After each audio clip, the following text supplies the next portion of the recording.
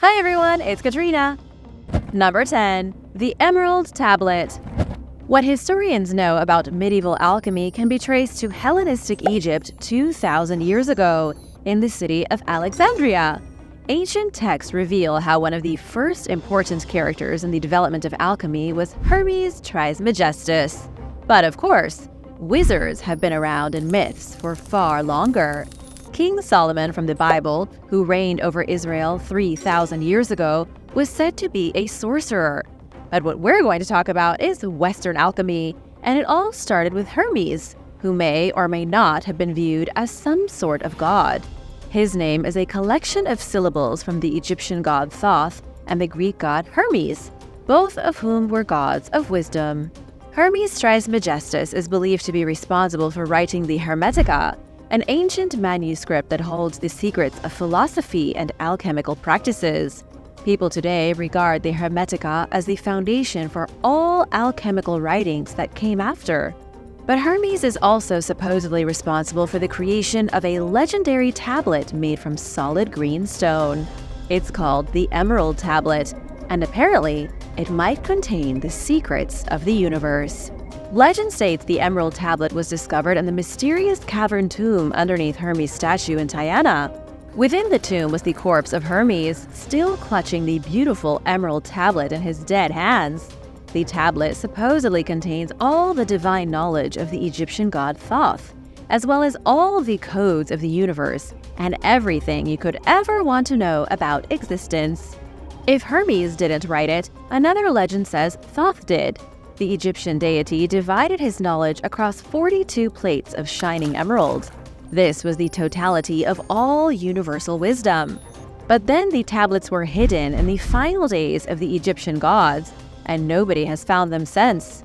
Another legend claims it was the third son of Adam and Eve who wrote the Emerald Tablet, and that it was originally hidden inside the Ark of the Covenant. But the weird thing is, even though a green tablet was discovered inside Hermes' tomb, scientists don't even know for sure if it's the real Emerald Tablet. The first mention of the relic goes back to the 8th century AD. The magical green tablet was mentioned briefly in an Arabic literary work by someone named Balinas. Balinas claimed the tablet was already gone during his time, so the tablet must have seemed just as ancient to him as it does to us. He claimed it was originally written in ancient Greek, and he said the only copies of the text were burned with the destruction of the Library of Alexandria. And now for number 9, but first, it's shoutout time! I want to give a big thank you to Batim13 and Sizzla Kalonji for supporting this channel. Be sure to subscribe if you haven't already for more videos like these. Number 9. Giants in West Virginia. In 400 BC, Greek poet Homer wrote, "On the earth there once were giants." And something similar even appears in the Bible. The Aztec believed the city of Teotihuacan was once home to a race of giants. And early Spanish explorers came across what they thought were giants in South America. The Inca even believed giants lived in the Andes Mountains before them. All over the planet, ancient civilizations believed that before humanity, there were giants. And in West Virginia, legend has it that there is proof of this race of massive humans. In 1774, Jack Parsons was taking a stroll along the edge of the Cheat River. The river had recently flooded and pushed away a lot of the sediment, revealing things that had been previously buried. He then saw what looked to be a bone sticking out from the soil. Jack recognized the bone as being a femur, but when he put it against his own, he was shocked to see it was 7 inches longer. He dug in the muck to retrieve the rest of the bones, and soon had a complete skeleton of a dead person who had once stood 8 feet tall. This wasn't the only gigantic skeleton found near Cheat River in West Virginia either. The whole place was picked apart by amateur archaeologists in the 18th and 19th centuries, and during this time, excavators continued to find giant human remains. The area then became known as Giant Town. Some of these skeletons were smaller than others, but they all stood about 8 feet tall on average. Work on a root cellar in the 1850s in Palatine revealed a pair of enormous skeletons that were each over 7 feet tall. But by the end of the next day, the bones were gone. and it was assumed they had been stolen to sell on the black market as Native American relics. The tales of giants in West Virginia are too numerous to repeat. There were several discoveries in the 19th century of giants, but then it all stopped. In 1930, the Clarksburg Sunday Exponent ran an article about a giant skeleton that had been found in Morganville. Scientists were saying the bones belonged to a tribe of impossibly large humans. But the tales fizzled out with the war, and then the other war, and now scientists say none of it ever happened. Or if it did happen, it was just a hoax. Number 8. Lilith. In texts from ancient Babylonia, there is mention of a female demon with terrible black wings like those of a bat. Her name is Lilith, and the Babylonians told stories about the atrocities she performed as a demon. Lilith was particularly fond of attacking pregnant women and trying to eat infants. Legend of the demonic wench spread from Babylon into Syria, Israel, Egypt, and Greece. It was through the widespread storytelling of Lilith that she made it into the Bible. In Isaiah, Lilith is listed as one of the horrifying creatures who will haunt the kingdom of Edom after its destruction. In truth, Lilith is only mentioned once in the Bible, but her reputation was so infamous that she grew in popularity all the way through the Middle Ages. And that's when religious texts began including Lilith more often. Even in the earlier days of Judaism and Christianity, Lilith started to appear alongside Adam as his first wife. She had gone from being a demoness of the wild to taking Eve's place as the first woman in the world. Janet Howe Gaines, a professor and expert on religion, says early commentators interpreted the original Torah as having two creation narratives. Some of the first theologians thought Genesis described God creating a woman 2 times. The first woman was created alongside man, as mentioned in Genesis chapter 1, verse 27. The second one was made from Adam's side in Genesis chapter 2, verses 21 to 22. Following this trail of reasoning, people started to think there had been 2 different women in the beginning, and the first one was named Lilith. The legend of Lilith evolved and became more complex with time. More and more authors used her in extra-biblical writings until she was a fully fledged character. To make sense of Adam and Eve in the garden after the existence of Lilith, it was easiest to turn her into his demon X. In the medieval text, the Alphabet of Ben Sira, it claims God created Lilith alongside Adam, but they couldn't stop fighting. They fought because Lilith refused to serve underneath Adam. So Adam went with Eve because she was easier to subjugate. Since the church hated women so much, they didn't like the idea of Lilith refusing to bow down to her male counterpart. And many believe this is why she was cast in the ugliest light possible. She turned into a horrible, ugly creature who cursed babies and brought sickness to infants. She also started having demonic babies with other figures from hell. Nowadays, Lilith is more of a positive figure in popular culture. Over the past 5,000 years, she changed from a winged spirit in Babylon to Adam's first wife. Now she's a symbol of female empowerment to many. After all, it seems like she was the first woman who refused to obey her demanding husband. What do you think of the story of Lilith? Let me know in the comments below. Number 7. Witchcraft on Gravity Hill. There are a lot of places in the world called Gravity Hill, but the one I'll tell you about today is near the intersection of Main Street and Snake Meadow Hill Road in the town of Sterling, Connecticut. If you turn onto Main Street and drive your car to the first telephone pole you see, then stop at the bottom of the hill that has an obvious upward incline, your vehicle will be pulled up the hill. It feels as if the laws of gravity don't work here. People who park their cars and put them in neutral are yanked up the hill as if by an invisible rope. You'd expect your car to roll down the hill as the laws of physics dictate, but the opposite happens. It's not only the cars either. You can put a can of soda on the ground and watch it roll upward.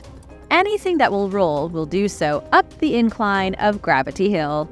According to local legend, the phenomenon of Gravity Hill is thanks to some ancient witchcraft. The witch that's supposedly responsible for the anomaly was named Margaret Henry, a woman that was feared around the area in the 1700s. Sterling legend says she lived at the intersection of Main Street where the laws of physics break down. The witch's anger transcends time and space, and to this day, the stain of her fury in that area causes cars to be yanked up the hill. Locals say it's because her grave is there, with the force of her hostility emanating out from her grave like a shockwave. But what's really going on? Historical records do show that a woman named Margaret Henry lived in the area, but there are no records of any accusations of witchcraft. President of the Sterling Historical Society, Megan McGorry Gleason, says all records point to Margaret taking care of poor people. She was even known for bringing foster children into her home. She also didn't live in Sterling, but in the next town over called Killingly. Nobody knows where the stories of Margaret being a witch came from, but anyone who lives in the area knows the myth of her being burned at the stake for practicing witchcraft. As for Gravity Hill, it's nothing but an optical illusion. It looks like the car is rolling uphill, when in reality it's going downhill. It's the result of an obstructed horizon, which tricks the brain into seeing a hill when that really isn't the case. Connecticut actually has 2 of these hills, so it's more common than you might think. Have you ever seen one of these hills in person? What was it like? Let us know in the comments below. Number 6. Daedalus and Icarus. In Greek mythology, Icarus flew too close to the sun and perished. His father was Daedalus, a brilliant inventor who may have been a real person. Sure, history is full of tales of people inventing things and flying, but Daedalus and his son Icarus are special. They were recorded by the Roman poet Ovid in his work Metamorphoses in the 1st century AD. And according to the story Ovid wrote, Daedalus was a genius inventor, held captive on the island of Crete by King Minos. Socrates even mentioned Daedalus in his writing. Socrates said Daedalus created such convincing works of art, his sculptures needed to be tied down or they'd run away. And other ancient historians attributed many Greek temples to be the work of Daedalus. There are enough stories about him to make historians think he could have been a real inventor, like Leonardo da Vinci. Just because someone is good at inventing things doesn't mean they're a good person, though. Daedalus was a murderer. He originally took his sister's son Talos under his wing to help the child learn the ways of science. But Talos was smarter than Daedalus, and it came to a point where the inventor realized the young boy would overshadow him if he continued to learn. So, to prevent anyone from ever being smarter than himself, Daedalus threw Talos off a cliff, and for his horrible act, he was banished to Crete and kept as a prisoner. On Crete, Daedalus supposedly helped the king's wife become impregnated by a bull and give birth to the horrifying Minotaur. This is a whole other story and almost definitely nothing but a myth, as historians are fairly certain there were no real Minotaurs in ancient Greece. Eventually, though, Daedalus really started to hate being imprisoned on the island. So, in retaliation, he fashioned a pair of wings using feathers and beeswax so that he and Icarus could fly away together. The wings worked fine, but Icarus flew too high. He got too close to the sun, and the heat melted the beeswax, and as a result, Icarus fell to his death. Do you think someone came up with the idea of flight in the ancient world? Let us know your thoughts in the comments, and while you're at it, be sure to subscribe. Number 5. The Sword of Roland. Roland was a famous Frankish knight who died in August of 788 AD at the Battle of Roncesvalles Pass. Little historical evidence survived detailing what happened to Roland or his legendary sword. But one legend says Bernardo del Carpio stole Roland's sword for himself. That's Bernardo del Carpio, not Leonardo DiCaprio, which is what I almost said. It was then buried in a cave underneath the monastery of Santa Maria la Real in Aguilar de Campo. When King Charles I visited the cave in 1522, he stole Roland's sword and stashed it at the Royal Armory of Madrid. But there are plenty of other legends for where Roland's sword is today. It could be at the bottom of Lake Careucedo, or it might even be jammed into the crumbling wall of Rocamadour in the southwest of France. Roland was given the sword by Charlemagne, who himself was bestowed with the magical weapon by an angel. It said the sword had a piece of St. Peter's tooth in its golden hilt. It also contained the blood of Basil of Caesarea and a lock of hair from St. Denis. But by far the most incredible part of the sword was that it had a piece of clothing from Mary, Jesus' mother. With all the holy relics embedded in the sword, it was said to be the sharpest weapon in existence, and its name was Durandal. At the Battle of Roncesvalles Pass, Roland held off the army of the Saracens long enough for Charlemagne's troops to retreat into France. It was a necessary sacrifice to protect the majority of the army and keep France safe. Roland single-handedly used his mighty sword to cut down waves of enemies. He cut the arm off King Marsil and chopped off the head of the king's son. But in the end, Roland was overwhelmed by an army that vastly outnumbered his. He was then killed, and his sword, the unbreakable Durandal, was lost to history. Number 4. Crater Lake. Nobody knows when the Klamath Indians first arrived in Oregon, but it may have been as early as 7,700 years ago.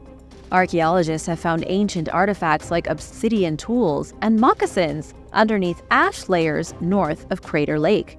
These ancient people passed on their myths and their legends through the generations, and one of their most interesting stories is the one about the War of the Gods and the creation of Crater Lake. According to the Klamath, Crater Lake formed when two great volcanoes came into conflict and war broke out. For the Klamath, Lao was the spirit of the underworld who lived beneath Mount Mazama. Skel was the spirit of the upper world and would often hang out at the top of Mount Shasta while watching over humanity. During the early days, when the spirits still visited the earthly realm, there was no lake. There was only a hole between the two volcanoes that led from the upper world to the underworld. One day, while Lao visited the upper world, he fell in love with the daughter of a Klamath chief. The woman's name was Loha, but she rejected the spirit because she thought he was too ugly. Lao became extremely angry by this rejection and vowed to destroy her people forever. He tried to annihilate them by setting off the volcano, but Skel descended from the sky to stop him. Things then devolved into a brutal battle with both gods using their volcanoes like massive fiery cannons. It was so bad that darkness spread over the region like a fog. All the spirits of the earth and the sky were dragged into the battle, and the humans were almost obliterated in the process. Only when a pair of brave medicine men sacrificed themselves by jumping into the great pit into the underworld did the fighting finally end. Skel, the spirit of the sky, banished Lao to forever live in the dark place under the world. Mount Mazama then collapsed and sealed the hole into the underworld, and the crater it left behind filled with water over time, and eventually became the beautiful Crater Lake. Number 3. Alice the Vicious. In 1066, the Norman invasion came to England. Harold and William fought for the throne of England at the Battle of Hastings, and William the Conqueror was born. The Normans spread through England and then crossed the Irish Sea 100 years later, and a small force of Normans tried to conquer Ireland for themselves in 1170. When this happened, the Irish came to face an enemy none of them could have possibly imagined. She was a Welsh Norman servant girl named Alice the Vicious. And, according to her legend, she killed over 70 men in a single afternoon. Little is known about Alice's early life. She went with her husband and a small group of Norman British soldiers to Ireland, where they wished to establish a foothold in the Celtic lands. Throughout the Norman invasion, Ireland had remained mostly unscathed. It was still ruled by Celtic tribes and groups of Vikings who had settled decades ago. Peter Konieczny, who writes for Medieval Warfare magazine, says the Normans landed with only around 150 fighting men. So when the locals heard about the invasion, they sent 3,000 soldiers. The Normans were busy building a small fort in secret when a much bigger force showed up to destroy them. But the Normans weren't stupid. They were extremely skilled warriors and had completed enough of their fortress to properly defend it. Even against 3,000 soldiers, they were victorious. but they still took heavy casualties, and Alice lost her husband during the fight. In a fit of rage, Alice attacked the prisoners. One by one, Alice decapitated 70 prisoners in a row who had been captured during the battle. She then personally threw their bodies off a nearby cliff and into the water. Historians argue over how much of the story is true. The Norman invasion was a very real event. The Normans did land in Ireland in 1170 and initiated a brutal campaign against the native people. The truth of Alice, however, is a little more vague. But some say Alice's fury set the stage for what would be one of the bloodiest conquests in English history. Number 2. The Rat King. The Rat King is a legendary beast formed from the squirming bodies of hundreds of rats. The Rat King is made from hundreds of rats entangled together into one unstoppable monstrosity. Legends have been told about the Rat King for centuries. Natural history museums across the world even have specimens of small rat kings, rats that join their tails together to become a single entity. Usually it's only a few rats who get entangled in a knot, but it does happen. It also happens to mice and squirrels on rare occasions. What this means is that the Rat King is real. The legends appeared in medieval Germany as rats took over the sewers. People would report witnessing massive conglomerations of rats with their tails tangled together, their bodies indistinguishable from one another. They were bound by blood and filth. Each Rat King scampered through the sewers on 36 legs like a horrible monster. The stories of the rat beasts eventually spread throughout Europe.